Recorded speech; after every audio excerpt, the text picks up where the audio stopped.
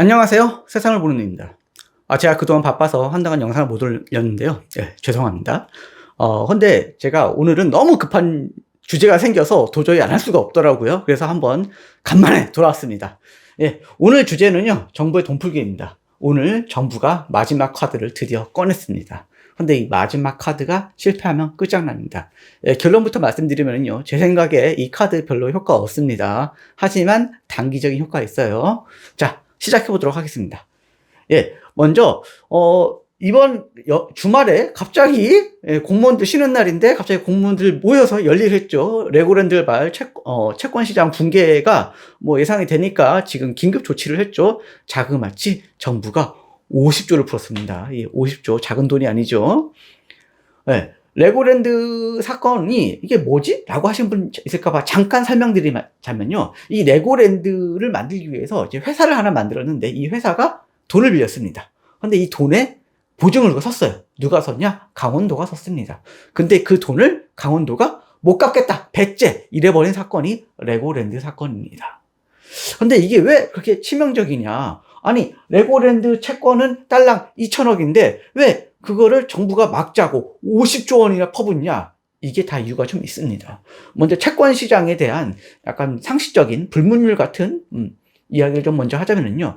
채권 시장에 신용도가 있습니다. 이 신용도라는 것은요, 가장 높은 건 뭘까요? 미국 국채입니다. 그 다음 뭘까요? 대한민국 국채겠죠. 다음 공사채, 한전 같은 게 공사채입니다. 다음 회사채. 사실 회사채도 신용 등급이 여러 개 있죠. 삼성전자하고 알 수 없는 부도 직전에 무슨 중소기업하고 회사채 등급이 같을 수는 없죠. 하여튼 회사채가 있고요.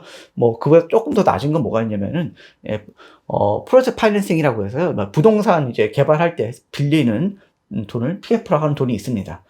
근데 이게 문제가 뭐냐면은요. 이 신용도의 순서에 반대로 금리가 결정된다는 겁니다. 이렇게 되면 가장 낮은 금리는 미국 국채고요. 다음 국채, 다음 공사채, 회사채, 다음 PF. 이게 채권 시장의 상식이에요. 이 모르면 간첩이에요. 근데 어떤 일이 벌어졌느냐. 자, 레고랜드, 어쨌든 지방정부긴 하지만 국가가 보증을 한 채권을 못 갚겠다라고 발언을 했다는 거죠. 그럼 어떻게 할까요? 국채하고 공사채 중간쯤 껴있겠죠. 이 레고랜드 채권은. 이게 신용도가 푹 떨어집니다. 그러면은 이 줄줄이 사탕으로 이게 신용등급 떨어지잖아요? 그럼 회사채 같이 떨어집니다. 신용등급이. PF 같이 떨어집니다. 그러면 신용등급이 떨어지면 어떻게 된다? 금리가 오릅니다. 그럼 어떻게 될까요? 공사채 금리 오르겠죠. 자, 공사채보다 회사채 금리 더 높다고 했죠? 그러면 회사채 금리 더 올라갑니다. 그럼 어떻게 될까요? 이번엔 PF까지도 금리가 엄청 올라가게 됩니다. 이게 지금 며칠 만에 연쇄적으로 발생한 현상이에요.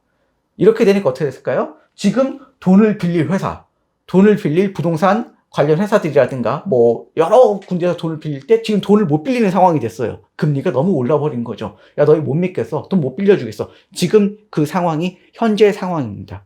아주 심각해요.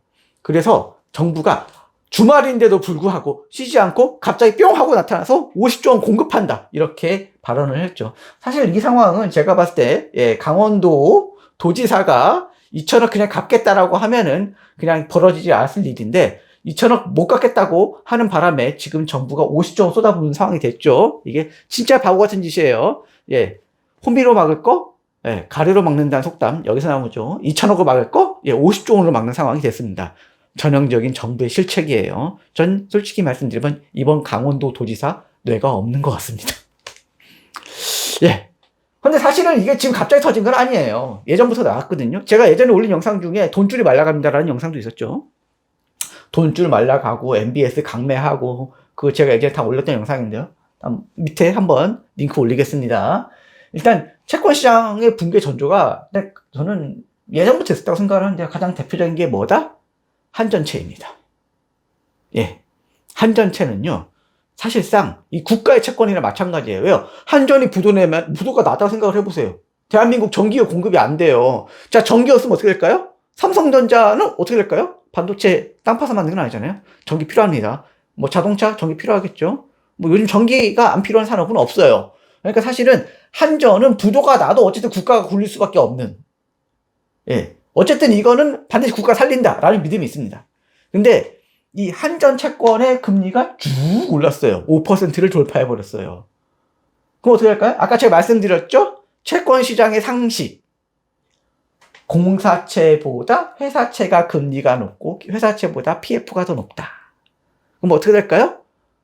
한전의 공사채가 5%가 넘으면 회사채는 당연히 그보다 훨씬 높을 거고 PF는 더 높겠죠. 지금 PF의 금리는 거의 20% 육박하고 있다고 들었습니다. 그것뿐만이 아니에요. 이게 정부 실책이 한두 가지가 아닙니다. 이번에 50조 공급한다고 했잖아요. 근데 50조 가지고 될까? 라는 좀 생각을 좀 개인적으로 하는데, 이유가 뭐냐면요. 제가 예전에 한번, 그 영상에 올렸던 건데, 정부가 MBS 강매했죠. 규모가 얼마다? 40조 원을 갖다가 강매를 해버렸습니다. 정부가. 예. 그럼 어떻게 될까요? 예. 40조 원 강매했잖아요. 그럼 그 40조 원이 원래 가야 될 곳이 있다고요. 필요한 곳에 가야 되잖아요. 시장이 필요한 곳으로 돈이 가야 되는데, 그 돈을 강매시켜버리니까 어떨까요? 묶여버리는 거죠. 시중에 돈이 갈 곳으로 가지 못해요. 이런 식으로 국가가 시중에 자금을 말려버린 것도 있어요. 자, 어떨까요? 시장의 흐름을 교란했죠. 정작 필요한 곳은 돈은 못 갔죠. 뭐 이러다 보면 기업의 연쇄부도가 일어날 수 있는 상황이 되는 겁니다. 여기 써져 있죠? 제목을 한번 뉴스 검색해보면 나올 거예요. 유동성 리스크가 커진다? 이게 뭐죠? 결국 부도난다는 얘기거든요. 기업의 연쇄 부도의 가능성이 사실 이미 있었습니다. 그런데 이걸 정부가 한 거예요. 근데 거기다가 이미 가능성이 있었죠. 이거 한지 꽤 몇 달 된 거예요. 지금 이 뉴스 보면 5월달 뉴스거든요. 아까 한전채권 뉴스도 꽤 옛날 얘기예요. 이미 어느 정도 다 판 깔려 있는데 거기다가 정부가 기름을 훅 부은 거죠. 예, 레고랜드 2,000원 못 갚아. 나 보증 안 살래. 이 얘기로 그냥 채권 시장이 박살 난 겁니다. 안 그래도 불안불안 위태위태했는데 그거 한 방에 박살 내버린 거죠. 대단해요. 자, 그러면은 정부가 일단 50조 원 풀었잖아요. 그럼 예상 효과 어떻게 될까요? 일단 일시적으로 채권 시장이 안정화될 것 같습니다. 채권 시장 안정화되면 어떨까요? 일단 금리가 하락합니다. 채권 금리가 하락합니다. 일단 자금을 융통하는 회사 입장에서는 숨통이 좀 트이겠죠. 회사의 숨통이 트인다는 얘기는 뭘까요? 일단은 회사의 부도 가능성이 낮아지고 뭐 자금이 잘 돌고 하면은 회사는 안정화되니까 주가가 상승할 겁니다. 그리고 원래는 그 원화를 풀게 되면은 환율이 상승을 해야 됩니다. 원칙적으로는. 근데 이게 미국발 호재가 좀 있었어요. 주말 동안에 미국이 금리 인상의 속도를 좀 조절을 하겠다는 듯한 뉘앙스를 풍겼죠. 그리고 이제 일본 중앙은행하고 미국하고 좀 약간 맞짱을 뜬 사건이 있었습니다. 그러면서 약간 미국이 약간 좀 양보하는 스탠스를 취하면서 환율이 안정화하는 거를 우리가 약간 좀 호재를 입은 거죠. 제가 봤을 때는 지금 정부 정책자들이 지금 이 카드를 꺼낼 수 있었던 거는 사실은 가장 무서운 건 이거거든요. 환율이거든요. 근데 지금 타이밍 딱 좋은 거죠. 미국발 호재가 있으니까 지금 물타기 하자 하고 물탄 겁니다. 근데 제가 봤을 때 효과는 길어봐야 뭐 한두 달 정도 전망된다고 생각을 하고요. 또 더 큰 문제는 뭐냐면 같은 카드 반복해서 사용할 수 없습니다. 아까 제가 말씀드렸죠. 사실 이 카드 굉장히 꺼내기 힘든 카드인데 미국발 호재가 있어서 지금 타이밍 나이스다 하고 바로 까는 거예요, 이 카드를. 근데 이런 타이밍이 또 온다는 보장이 없거든요. 굉장히 운이 좋았어요. 레고랜드 사건 딱 터질 때 갑자기 미국발 호재가 터져가지고 환율 안정화된 타이밍이니까 지금 바로 돈 벌 수가 있는 거죠. 진짜 운이 좋았습니다. 근데 이 카드를 다음번에 또 꺼낼 수 있느냐? 제가 봤을 땐 꺼내기 힘들다는 게 제 생각입니다. 그럼 장기 예측을 좀 해볼까요? 단기로서는 어쨌든 호재죠. 근데 이 장기 예측은 별로 만만하지가 않아요. 호락호락하지 않습니다. 일단 대외 변수가 핵심이죠. 일단 미국의 금리 인상인데 미국이 금리 인하한다는 얘기 안 했어요. 네, 속도 조절한다 라고 얘기했어요. 0.75% 올릴 거 한 0.5% 올릴게. 그 정도 한번 생각해 볼게. 어쨌든 계속 올릴 거야. 핵심은 계속 올린다는 겁니다. 속도 조절은 무의미합니다. 네, 고통의 시간만 길어지는 거죠. 그리고 또 우크라이나 러시아 전쟁. 예. 사실 이것 때문에 생산자 물가가 굉장히 많이 상승했거든요. 뭐 밀값 상승하면서 빵값 상승하는 거고, 러시아가 가스 공급 차단하니까 유럽에서 가스값 상승했죠. 그리고 가스값만 상승했나요? 기름값도 다 상승했죠. 생산자 물가가 다 오르는 거예요. 근데 이 전쟁이 끝나면 좋은데, 제가 봤을 때 푸틴은 자존심상 전쟁을 중단하지 않을 것 같습니다. 제가 봤을 때 러시아 우크라이나는 상당히 장기전으로 갈 것 같습니다. 그리고 또 한 가지. 그러면 이제 생산자 물가가 상승을 할 때, 이거를 좀 낮출 수 있는 방법 중에 한 가지가 오펙, 석유 생산을 하는 나라들의 모임에서 석유를 좀 증산해 주는 건데, 사실 그것 때문에 바이든이 자존심 굽히고 사우디까지 가가지고 석유 증산 좀 해줘 이랬더니 단칼에 거절했죠. 오히려 감산해 버렸습니다. 증산의 가능성 굉장히 낮죠. 제 생각에 아마 이번 기회에 아마 오펙이 아마 미국에 좀 반기를 한번 들어보는 게 아닐까라는 생각을 좀 합니다. 정부의 실책이 반복될 가능성이 굉장히 크다는 겁니다. 한전체 대량 발행을 하고 MBS 강매한다든가 지방채의 신용도가 하락하는 거, 이거 전부 다 정부가 한 거거든요. 뭐 미국이 한 거 아니에요. 근데 제가 봤을 때 지금 정부의 신용도가 떨어졌어요. 정부가 지금 경제 위기 상황을 잘 할 수 있을까에 대한 어떤 믿음이 좀 깨지고 있는 상황이거든요. 이 변수가 굉장히 커서 제가 봤을 때는 장기적으로 이것도 좀 악재다. 그건 예상하면 어떻게 되느냐. 이거 제가 잠깐 간단하게 그려본 건데요. 보시면은 뭐 장기 하락 추세 딱 보이고 있죠. 지금 1년간의 코스피입니다. 일단 단기 호재로 일단 이렇게 상승할 것 같습니다. 어차피 지금 단기 바닥이어서 단기 상승할 타이밍이긴 했어요. 근데 단기 호재로 많이 뛸 것 같습니다. 한 달 정도까지는 뛸 수 있을 것 같아요. 근데 예상은 좀 어려울 것 같긴 하면, 어려울 것 같은데요. 좀 어쨌든 제가 봤을 때는 한 달 정도까지를 길게 보면 한 달 정도까지는 어쨌든 상승하지 않을까. 그 얘기는 뭐죠? 단기 호재 탈출할 찬스입니다. 혹시 지금 주식에 물리신 분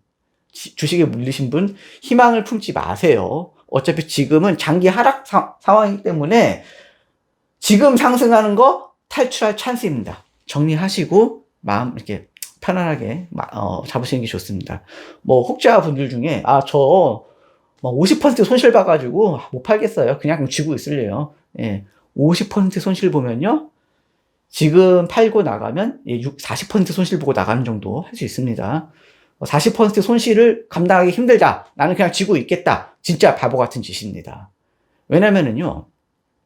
40% 손실을 보고 원금을 회복하려면은요. 수익률이 250%가 나와야 됩니다. 250%가 아니죠. 60%가 나와야 됩니다. 근데 50% 손실을 보고 회복하려면 어떻게 할까요? 100%입니다. 이 손실률이 나중에 회복을 하려고 보면은 진짜 어마어마하거든요. 그러니까 제가 봤을 때는 손실을 회피하는 게 좋아요. 지금 상황에서. 그러니까 단기 호재니까 정리하시는 걸 권하겠습니다. 손해보지 마세요. 일단 결론 말씀드리겠습니다. 이번 정부의 돈 푸는 정책은 근본적인 대책은 아닙니다만 어쨌든 단기적인 처방으로서 진통제에 한 방 놔주는 효과는 있습니다. 하지만 오히려 마지막 카드를 써버린 면은 좀 있어요. 여기서 정부가 더 뭐 할 수 있을까?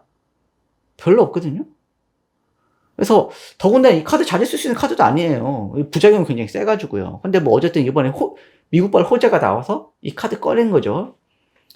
덕분에 우리는 단기 탈출할 수 있는 각이 나왔습니다. 물리신 분들 1개월 내에 매도를 추천드리겠습니다. 제가 봤을 때 내일 꽤 코스피 쭉쭉 상승할 가능성이 커요. 그리고 분위기 좀 타면은 제가 봤을 때는 일주일이나 2주일 정도쯤에는 거의 정점에 도달하지 않을까. 단기 정점에 도달하지 않을까 생각을 하거든요. 그때까지 좀 많이 정리를 하시는 게 좋을 것 같습니다. 여기까지였고요. 그동안 영상 못 올려서 죄송합니다. 앞으로는 좀 성실하게 더 올리도록 하겠습니다. 오늘 여기까지였고요. 앞으로는 더욱더 유익한 영상으로 찾아뵙도록 하겠습니다. 안녕히 계십시오.